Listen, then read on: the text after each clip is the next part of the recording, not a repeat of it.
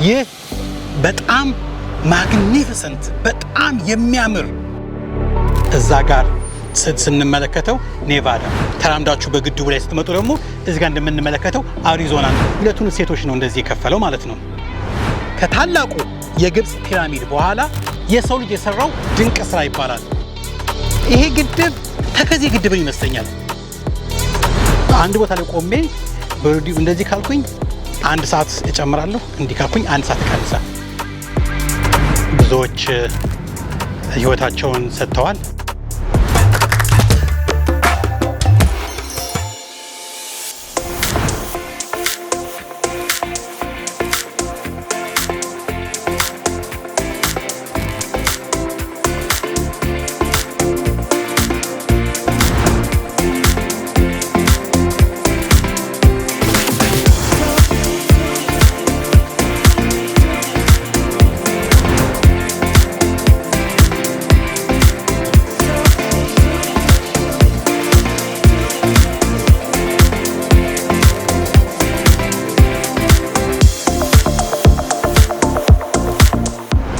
ሰላም ጤና ይስጥልን። አሁን የምንገኘው ሁቨር ዳም ነው። መቼስ ኮፍያዬም ሆነ ቲሸርቴ ያሳብቃል የት እንዳለው ባልናገረው። ከላስ ቬጋስ 45 ደቂቃ ገደማ በመንዳት ነው ወደዚህ የሚመጣው። ይህ በጣም ማግኒፊሰንት በጣም የሚያምር ግድብ የተሰራው በ1930ዎቹ ነው። በዛን ወቅት እንደምናውቀው አሜሪካ ግሬት ዲፕሬሽን ላይ ኢኮኖሚ በጣም ወድቆ ትልቅ መከራ ላይ በነበሩበት ጊዜ ነው እና ያኔ ኢኮኖሚያቸውን ለማነሳሳት በነፃም ጉልበት ይገኛል ብሎ ስለሚያስቡ ምን ነበር ያደረጉት የነበረው? ብዙን ሰው በትንሽ ገንዘብ ያሰሩ ነበረ። ስለዚህ በዛ ወቅት ነው ይሄንንም ግድብ የተሰራው። አንዱ በግሬት ዲፕሬሽን ላይ የተሰራው ትልቁ ድንቅ ስራ ሁቨር ዳም ነው። ይህን ለመስራት እጅግ በጣም የሚገርም የጥበብ የታየበት ነበረ። ማለትም ኢንጂነሪንግን በዛን ወቅት ስንቶች አስበውበት እንዴት አድርገን ነው ሲሚንቶና ብረቱን ተቀላቅሎ ነገር ግን ስራው ሳይቆም በላይ መስራት የሚቻለው የመሳሰለውን ለማድረግ ድንቅ የሆነ የሰው ልጅ እውቀት ኢንቨስት የተደረገበት ነው። ለዚህም ነው ብዙዎች ምን ይላሉ? ከታላቁ የግብፅ ፒራሚድ በኋላ የሰው ልጅ የሰራው ድንቅ ስራ ይባላል። አሜሪካኖች አንዳንድ ጊዜ ግነት ለራሳቸው ስለሚሰጡ እለር ቤት ኤግዛጀሬሽን ሊኖረው ይችላል። ነገር ግን የሚያምኑበት በዛ ልክ ነው። ይሄ ግድብ ተከዜ ግድብን ይመስለኛል። ተከዜ በጣም የሚያምር ግድብ ነው። እድሉን አጋጥሟችሁ ያያችሁ ሰዎች ካላችሁ በአጋጣሚ ሆኖ ጊቤ 2 ጊቤ 3 ህዳሴንም ተከዜንም ሁሉንም የማየት እድል ነበረኝና በይበልጥ ተከዜን የሚመስል ቅርጽ ይዞ አይቼዋለሁ። በአሁን ሰዓት ወደ 1 ሚሊዮን በሙሉ አቅሙ ሲሰራ ወደ 1 ሚሊዮን ለሚጠጉ ቤቶች መብራት ይሰጣል። እሱም ብቻ አይደለም፣ በገቢ ራሱ በአጭር ጊዜ ከመስራቱ የተነሳ በዛ በጣም ሰልፍ ሰስቴኒንግ ከመሆኑ የተነሳ ይሄን አካባቢም የለወጠ ነው። በጣም የአሳ ስራ የቱሪዝም የመሳሰሉትን በሁቨር ዳም የተነሳ የዚህ አካባቢ ህይወት በእጅጉ የተለወጠ ነው። በ7 ዓመት ውስጥ ለመስራት አቅደው በ5 ዓመት ነው የጨረሱት። እጅግ በጣም አስደማሚ ነው። ሲሰራ ምንድን ነበረ? እስቲ ታሪኮቹን ከፊልሞች ላይ አቀናጅቼ በዛ ጊዜ የነበሩትን ኦሪጂናል ፊልሞችን እዚህ ጋር ላሳያችሁ ሞክራለሁ። እታችም አሁን ወርድና ዋና ተርባይኖቹ ያሉበት አካባቢ በአሁን ሰዓት ምን ይመስላል እምላችሁ አሁንም እየሰራ ያለ ግድብ ነው። እጅግ በጣም አስደማሚ ነው። እስቲ ምን ይመስላል ወደ ታች ከወረድኩኝ በኋላ እሱን አሳያችኋለሁ። እንዳልኩት በሙሉ አቅሙ ሲንቀሳቀስ ወደ 2000 ከምናምን ገደማ ሜጋዋት የሚያመነጭ ነው። በይሄን ደግሞ ሲሰሩ ብዙ የተሰዉ ሰዎቻቸው አሉ፣ በመውደቅ በመፈንዳት በምናምንና እነሱን ለማስታወሻም የተሰራ ሐውልት ፊት ለፊት ያለ እሱን ማሳያችኋለሁ። እንግዲህ ደግሞ ዞር ብዬ እንዳሳያችሁ ተከተሉኝ። በጣም ግን አንድ የወደድኩት አለ። እዚህ ይሄን ኮፍያ ለገዛ ስገባ ጊፍት ሾፕ ውስጥ ብዙዎቹ ኮፍያዎች ኢትስ ማይ ዳም የኔ ግድብ ነው የሚል ነው። በጣም ወደዋለሁ። እንዲያውም ለህዳሴ ግድባችን ብዙዎች ሲጠቀሙበት አስታውሳለሁኝ ኢትስ ማይ ዳም እና ለኔ ግን ያንን ኢትስ ማይ ዳም የሚለውን ለህዳሴ ግድብ ተጠቀምኩት። እንደው ሁቨር ዳም የምትለዋን ብቻ ነው የተጠቀምኩት። ለማንኛውም እንግዲህ አዟዙር ያሳያችኋለሁ። ተከተሉ።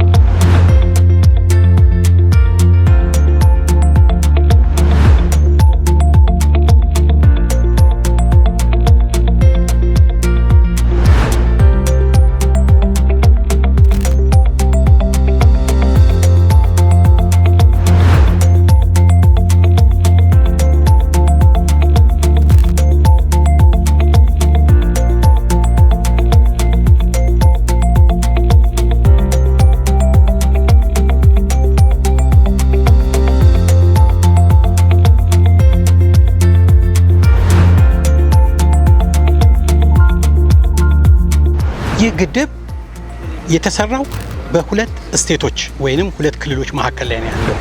እዛ ጋር ስንመለከተው ኔቫዳ እናገኛለን አሁን የነበርንበት። ትንሽ ደግሞ 50 ወይም 30 ሜትር ደግሞ ተራምዳችሁ በግድቡ ላይ ስትመጡ ደግሞ እዚህ ጋር እንደምንመለከተው አሪዞናን እናገኘዋለን ማለት ነው። ስለዚህ ብሪጁ ወይንም ዳሙ ላዩ ላይ ስለምንረማመድበት ነው ስለምንሄድበት ነው። ይሄ ሁለቱን ስቴቶች ነው እንደዚህ የከፈለው ማለት ነው። ይህ ብቻ ግን አይደለም። ለምሳሌ እንደምትመለከቱት እዚህ ላይ ሰዓቱ ይታያል። አሁን በዚህ ሀገር ለ5 ሰዓት 10 ጉዳይ ገደማ ነው ማለት በኢትዮጵያ 11 ሰዓት 10 ጉዳይ ገደማ እንደምንለው እየመሻሸ ማለት ነው። አሜሪካ ውስጥ ከቦታ ቦታዎች ላይ የሰዓት ልዩነቶች አሉ። አሁን እዚህም ሆነ ኔቫዳ ያለው ሁለቱም ለ5 ሰዓት 10 ጉዳይ ናቸው ሁለቱም። ነገር ግን ሰዓት በሚስተካከልበት ጊዜ አንዱ ለ5 ሰዓት 10 ጉዳይ ሲል ያኛው ለ4 ሰዓት 10 ጉዳይ ይላል። ስለዚህ እዚችው በአንድ ቦታ ላይ ቆሜ በሬዲዮ እንደዚህ ካልኩኝ 1 ሰዓት እጨምራለሁ፣ እንዲህ ካልኩኝ 1 ሰዓት እቀንሳለሁ። በጣም አስገራሚ ነው። እሱም ብቻ አይደለም። አሁን መታጠቢያ ቤት ወይም ሽንት ቤት ለመጠቀም እዚሁ ጎን ለጎን ናቸው ያሉት። የሴቶቹ ሽንት ቤት ያለው አሪዞና ላይ ነው ያለው። የወንዶቹ የምታገኙት ደግሞ ኔቫዳ ላይ ነው ማለት ነው። እና ኢትስ ቨሪ ኢንትረስቲንግ። ግን አንዱ በጣም ያደነኩላቸው ነገሮች አሉ። በምንም ነገር አሜሪካኖች ገንዘብ መስራት ይችሉበታል። አሚን ይህን ሁሉ ሰው አሰልፈው የ5 ሰዓት ከምናምን ነው ፍላይ አድርጌ የመጣሁት ወደዚህ። ይህን ሁሉ ሰው አምጥተው ይሄንን እየተጎበኘ እዚህም ሲጎበኝ ከ100 ምናምን ዶላር በላይ ያስከፍላሉ። ኦቨርኦል ማለት ነው እያንዳንዱ እዚህ ጋር 35 እዛ ጋር እንደዚህ ሲባል ወይም እነዚህ ነገሮች ስትገዟቸው የትናየት ነው። እና ምንድነው ሀብት የመፍጠሪያ አቅማቸውን በእጅጉ ተገርሜበታለሁ። የተወሰኑ የቀረጽኳቸውን በካሜራው የተቀረጹትን እያየው ነበርና እውነት ለመናገር ለግድቡ ፌር አይደለም ማለት በአይን ሲታይ በጣም ትልቅ ነው፣ በጣም ማግኒፊሰንት ነው። እስቲ ደግሞ ሌሎችም አንዳንድ አንግሎች ላይ ደግሞ ጥሩ የሚታዩ ነገሮችን ያሳያችኋለሁ። አሁን ከአሪዞና ወደ ኔቫዳ 50 እርምጃ እንራመድ።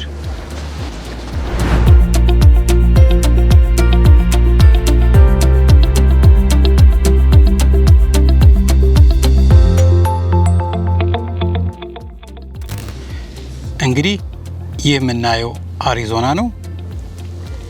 ይሄ ደግሞ ኔቫዳ ነው ማለት ነው።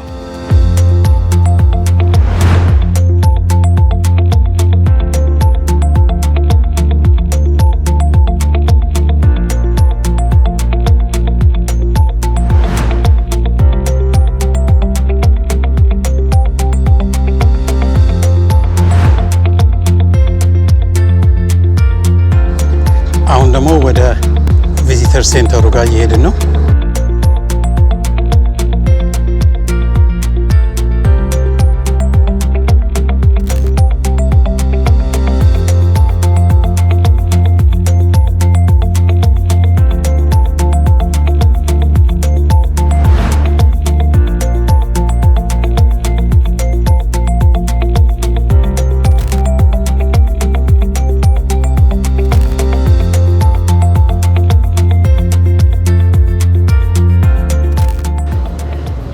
እንግዲህ የህዳሴው ግድብ ኢትዮጵያኖችም እንደዚህ እየሄዱ የሚጎበኙት ለዛ ለአካባቢ አልፎ ለሀገሩ በሙሉ የሚተርፍ እንደሚሆን ምኞቴ ነው። ስለዚህ ኢትዮጵያኖች የአሜሪካኖቹ ሁቨር ዳም ሳይደንቃቸው የሀገራቸው ህዳሴውን እንደሚሰጣቸው እተማመናለሁ።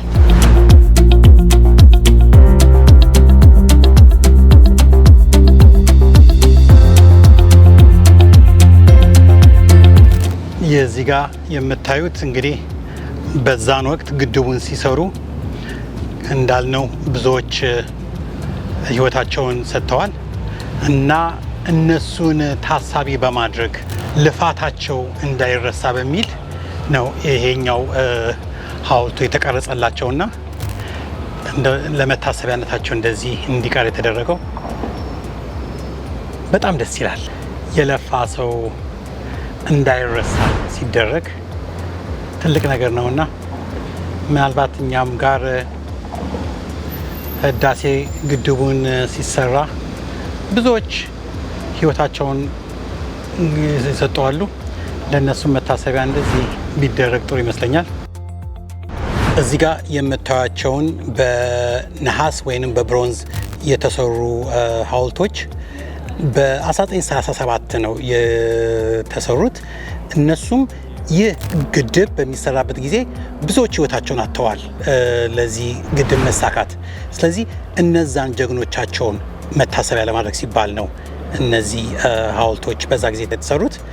አሁን ላይ በእድሳት ላይ ያለው ለዚህ ነው የታጠረው። መታሰቢያነቱ ግን በግድቡ ስራ ላይ ህይወታቸውን ላጡ አሜሪካኖች ነው።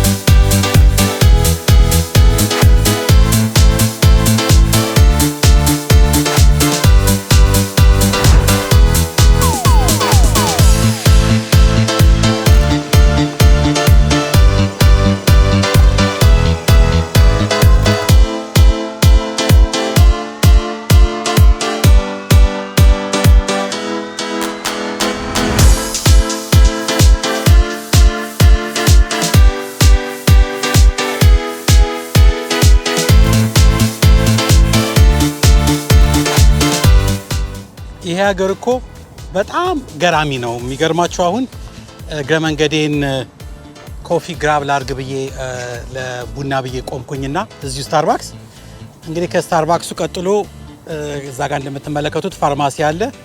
ግን ፋርማሲውን እንዳለፋችሁት የምታገኙት ምንድን ነው? ዋይልድ ቦይ ፋየር አርም ኤንድ አሚኒሽን፣ ዋይልድ ቦይ ፋየር አርም ኤንድ አሚኒሽን። ስለዚህ ይሄ ሱቅ ደግሞ ምንድን ነው? መሳሪያ የሚሸጥበት ማለት ነው። ጠመንጃ፣ ሽጉጥ፣ ክላሽ ምናምኑ እና ቦታው በቃ ትንንሽ ሱቆች፣ በርገር የሚሸጥበት፣ ቡና የሚሸጥበት ምናምን ቦታ ላይ ነው። መሀከል ላይ ግን ይሄው እንደምትመለከቱት መሳሪያውን ክላሹን ከነ ዝናሩ የሚሸጥበት ቦታ ነውና አንዱ የዚህ ሀገር እንደ እብደት የማየው ይሄ ይመስለኛል። በየትምህርት ቤቱ በየቦታው የልጆች ሞት በጠመንጃ የበዛ ነው። እንደምትመለከቱት ደግሞ ጠመንጃና ዝናሩን መግዛት እንደ ተራ ስታርባክስ ቡና እንደ መግዛት የቀለለ ነው። ስለገረመኝ እንድትያቱ ነበር። ደግሞ ወደሚቀጥሉ ልውሰዳችሁ።